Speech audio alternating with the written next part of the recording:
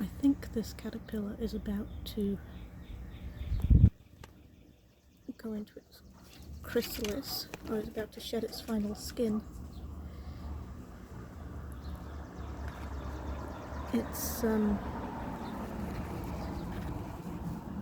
little breezy right now,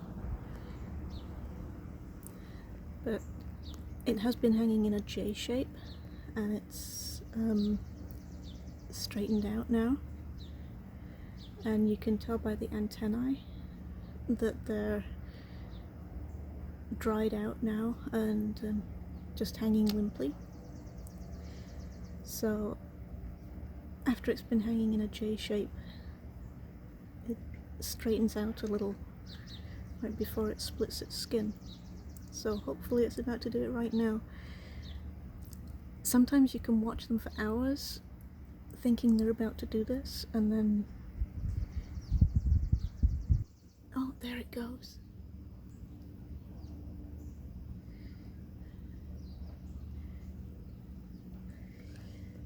There it goes, the skin is split.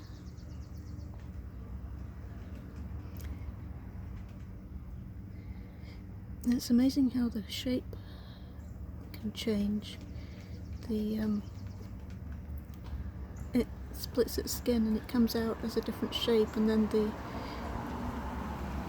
the chrysalis will wriggle around until it gets into its right shape, and then it will harden. And the difference between a chrysalis and a cocoon is that a cocoon is spun around the body of the moth or the caterpillar. I think it's just moths that have chrysalis, that have cocoons, and caterpillars have chrysalids, but I'm not certain on that. But a chrysalis actually is the body of the caterpillar. So it sheds its skin and the chrysalis is inside. It's not something that it makes to spin around itself. So you can see that skin being pushed out of the way there.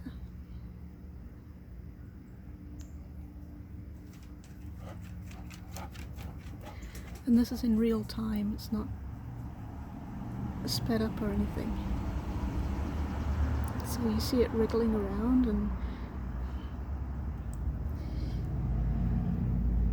and getting itself into shape. Can you see the thing start? Can you close the door, please?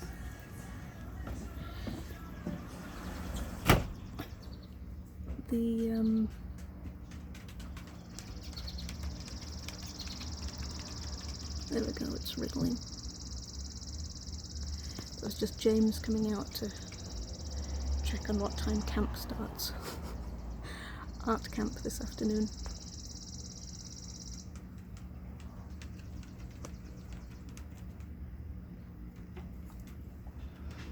You can also hear the dog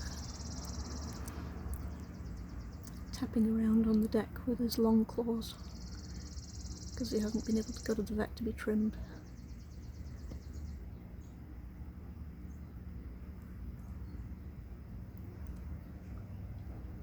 Can't trim his claws at home, too much risk of injury to the humans involved. Yeah, it's amazing how this chrysalis is just wriggling. You wouldn't think how something one shape can just suddenly turn itself into goo and become a different shape.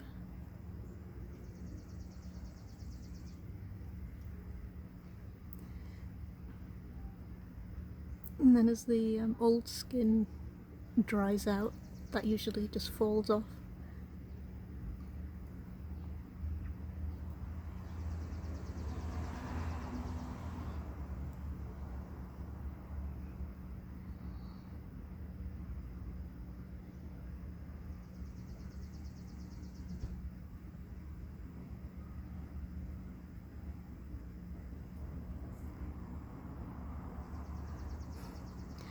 It's really moving around.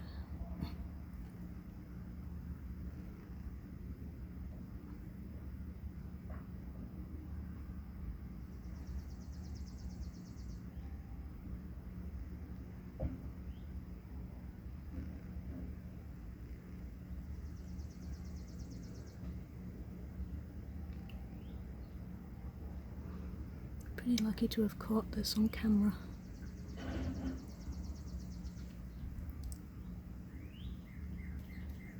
Oh, there we go. There goes the skin.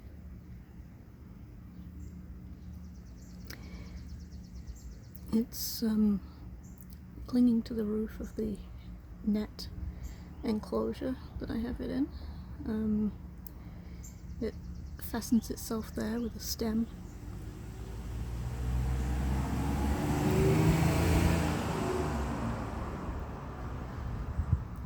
And if you look, the shape is becoming a little bit more like what you would expect. It will become smooth and hard soon.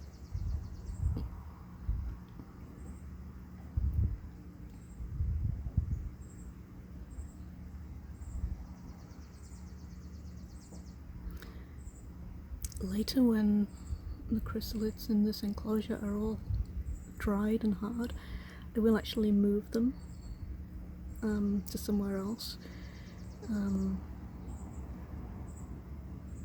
I'll put them in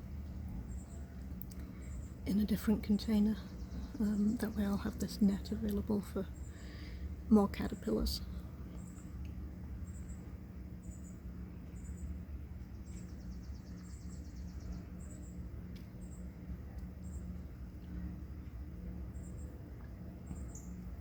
I'm going to keep all the chrysalids together, and then I don't need to worry about them for a little while until they start going dark, which is when you can see the butterfly inside them.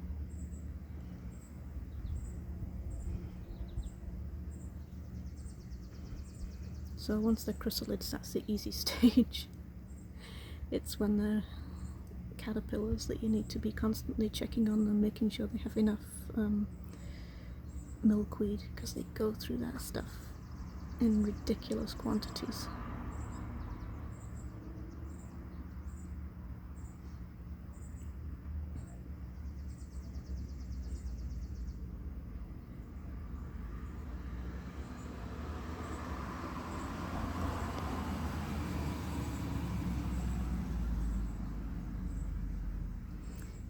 This is a pretty awesome process.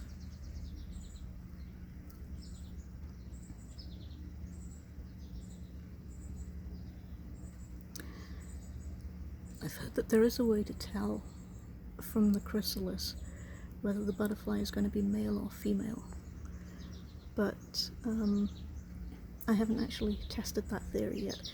It's a very, very subtle difference. It's difficult to tell. You can tell from the markings on the butterfly whether it's male or female. I don't believe there's any way to tell with the caterpillar.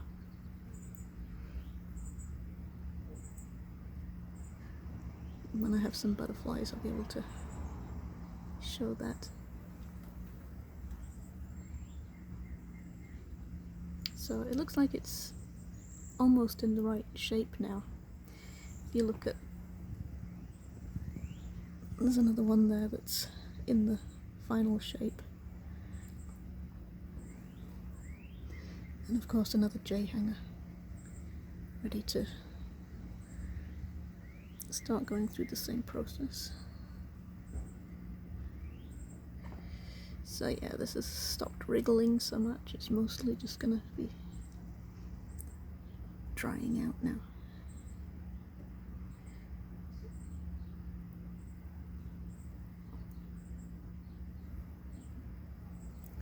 So I'm not gonna keep filming the whole process because I think it takes a little while to dry out, but I will come back with a photo later.